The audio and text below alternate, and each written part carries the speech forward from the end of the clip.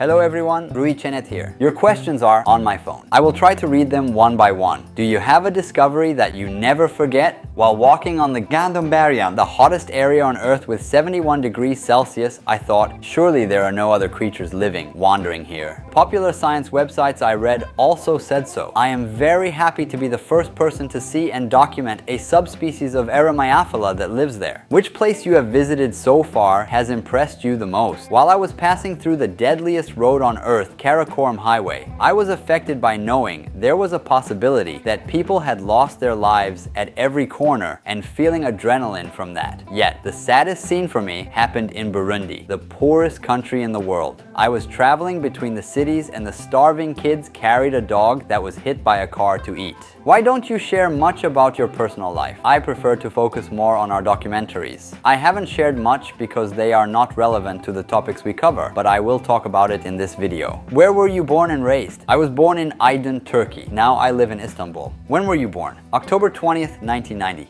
I'm 33 now. Tell us about yourself, your childhood, your life, and the process of starting your YouTube journey. At the age of 6, I was into the animal world and different cultures. Before adopting a dog, reading a 220-page book about their lives was one of my favorite activities back then. Knowing the names and the populations of the major cities of every country in the world was the subject that I enjoyed the most. When I was 10, I had daily newspapers in A4 format in which I wrote the facts I learned. I used to stick those pages to the walls or doors of our house and make my family members read them. In a way, my publishing career started at that age. When I was a college student, I had a blog where I shared the coding techniques I learned. The first videos I posted on YouTube were amateur guitar tutorials I recorded when I was 19 in 2009. Then, I created this YouTube channel in 2012 and started to make documentary-style videos. You have content that is filmed in dangerous places. I get nervous even while watching. Have you faced any problems in such places, or have you experienced any terrifying moments? The primary concept of the channel is not pushing the limits or doing dangerous activities. However, we encountered many adventures with my crew while trying to document the war between Azerbaijan and Armenia in 2020, and an artillery shot fell 100 meters behind me. Plus, I had to walk through a minefield in the same area. I didn't feel the risk because of the adrenaline at that moment, but in fact, my life was in danger. What is your favorite place among the places you have visited? Because of the inbreeding in Tanzania, the chances of a Tanzanian woman to give birth to an albino baby is 12 times more than the rest of the world. Some people there believe that amputating the albino kids' limbs and eating them can cure a lot of illnesses. There are many massacres. I went to a village where albino kids were under protection, and this sweet village of innocent kids became my favorite place. Which documentary was the hardest to film? The documentary that we filmed in Yakutia, the coldest city on Earth. No matter how many layers of clothing we put on ourselves, we could only last 5 to 10 minutes when we went out. And we were immediately experiencing pain like stabbing. And our cameras were constantly shutting down due to the cold. It was a video that we couldn't catch our breath. Why do you upload videos so rarely? I remember a time that you didn't post a video for 6 months. Some of you might know we publish our videos in 15 different languages. We're reaching more and more people worldwide by adapting our content into the world's most spoken languages. This process tires me and my team a lot and takes a lot of time. How many people work in your team? How many people do you travel with? Currently, we have a team of 12 people working hard to be the best in their field, and 45 more people are also part of our team to broadcast in 15 more languages. The number of people who attend the shooting depends on the subject. Generally, we go with 2 or 3 people. How do you prepare before shooting a video? The preparation process begins at least 1 month before filming. Getting a visa, finding a guide, hiring a driver, finding a translator if the guide does not speak English, purchasing missing equipment, buying proper clothes for the terrain, booking flight tickets, making reservations for accommodation, and most importantly, doing research about the subject weeks before, and preparing questions if there is going to be an interview are some of the details of the preparation process. How difficult is it to film your videos, and how much money do you typically spend? It takes about 60 days to research, film, edit, and adapt the video to 15 languages. For now, each video costs anywhere between $10,000 and $25,000. Do you return right after filming, or do you continue traveling? Sometimes we postpone our returns for a day, and I set that day as a leisure day. And I take this time for the things that I would like to see or do before leaving. But recently I have rediscovered how strong my connections to my loved ones are, and a part of me wants to return as soon as possible. What was was the most surprising tradition or the most unusual lifestyle you saw in the places you have been?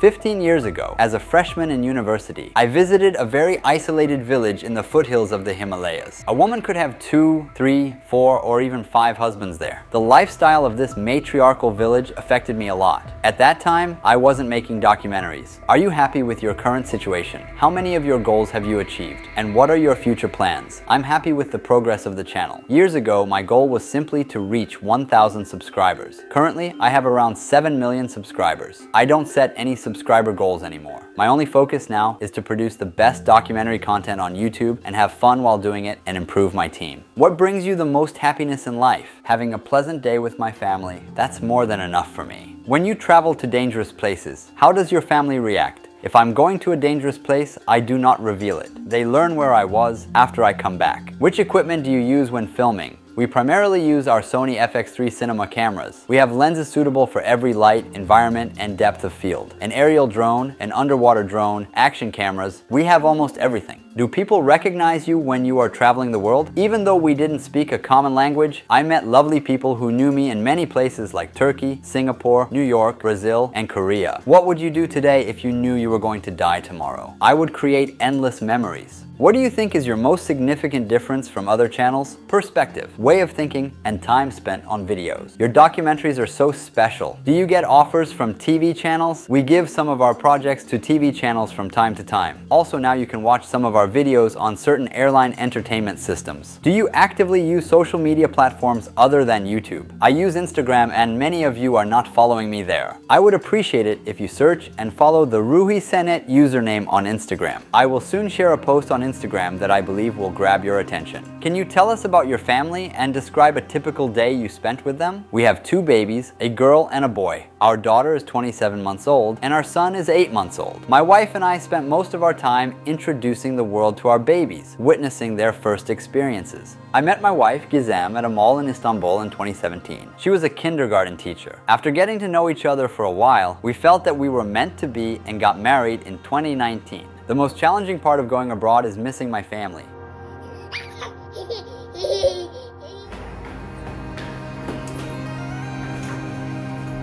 Especially since my daughter Shula doesn't want me to go. Thus, my trips are usually limited to 3 weeks at a time. My son Atlas is still unaware of my travels. Aside from being a parent, I like camping and isolating myself away from society. I hope this Q&A video addressed your queries about me. Our next documentary is the one that we put our most effort in it. Don't forget to subscribe to my YouTube channel and follow me on Instagram. See you in the next one. Ruhi Çenet was here.